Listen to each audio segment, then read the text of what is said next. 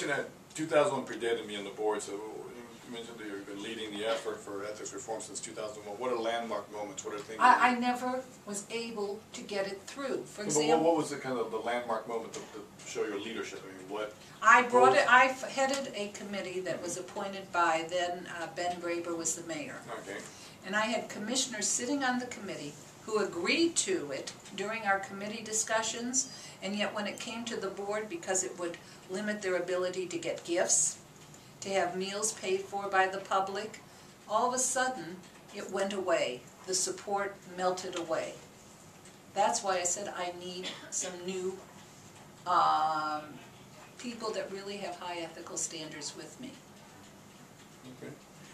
When you were last here, talk about the sheriff's investigation, you pointed out that you felt that, and I don't know if you used the word vendetta, but you mentioned that you and the sheriff had differences of opinions, particularly sharp ones, over the budget. That you had gone through the line items of the budget. That was 2 years ago. Okay. You're looking now at a 14% budget cut, if I've got the number correct. 10.9. 10.9? Okay. And you have a commitment to social services. You bet. Okay. But half the budget goes to the sheriff, and I would assume that you're lining up for another battle over I don't think public so. safety. I'm hoping. I can't, you know, government in the sunshine, if you truly believe in it, and I do, I can't talk to one other commissioner about that. I therefore do not socialize with any of my fellow commissioners. My social life is away from politics, and it's healthier that way. Sure. Although I do have one that's a very close friend, but she's not on the county commission, that's Nan Rich. But we were friends before either one of us was elected to anything. That's how far back it goes.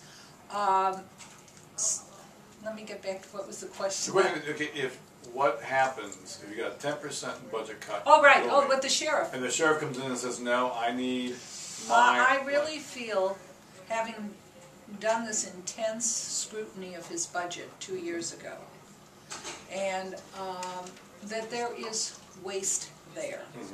They have a lot of people who went out on retirement and were taken back and are sitting at desks making over $100,000 a year. There are an awful lot of people doing PR. He ostensibly only has a few, but there are people who have titles that their whole job is to go out and do PR for the sheriff.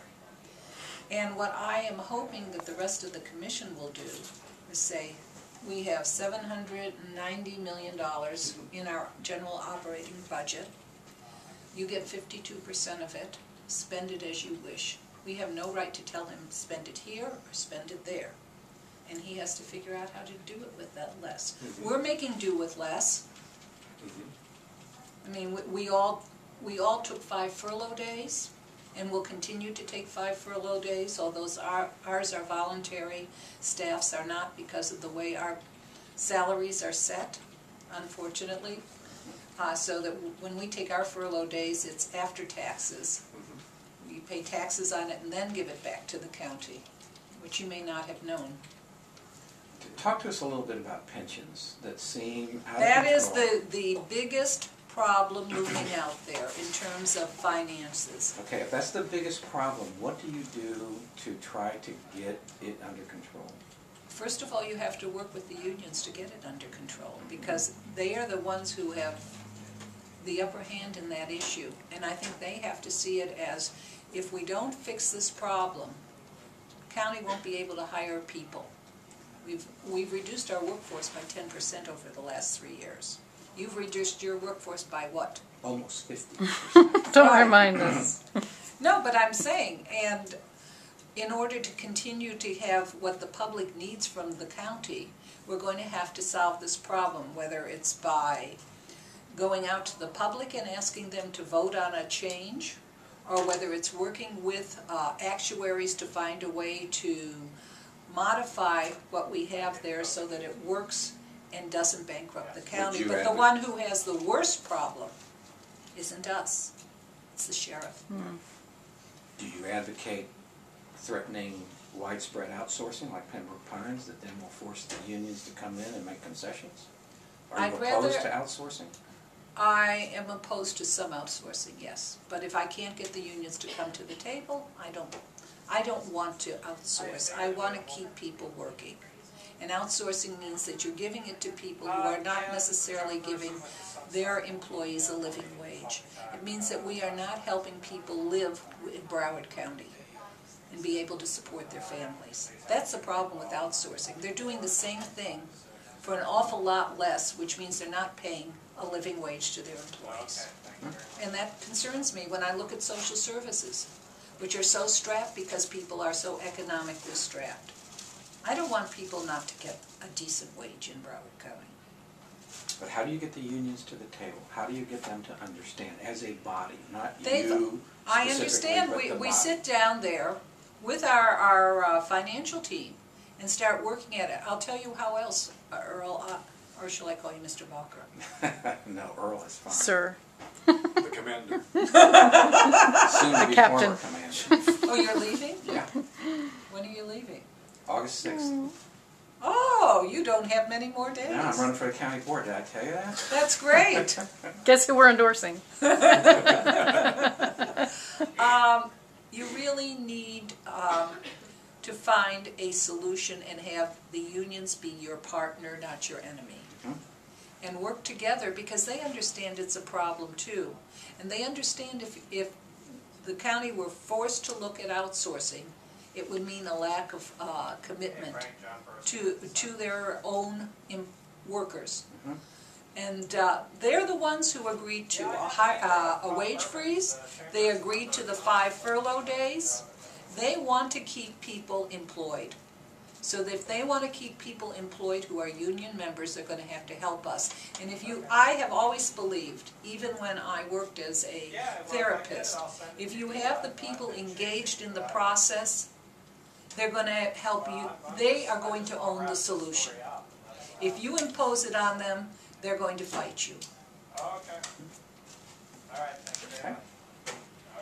So which unions do you think are problematic, and which ones you mentioned? You mentioned a few that have agreed, worked with the county to try to keep costs down, to try to keep jobs. Where do you see the problems? Really, the union that we've had the hardest time getting to the finish line on is the bus workers, which surprised me. But I think they'll get there too. I mean, it's a choice. Do you want to keep people working, or do you want to lose your employees and your union members? Now, these unions that you're talking about are the ones that are under the county, directly Right. under the commission. What about the unions in the sheriff's office? That's a problem that he's really going to have to work with.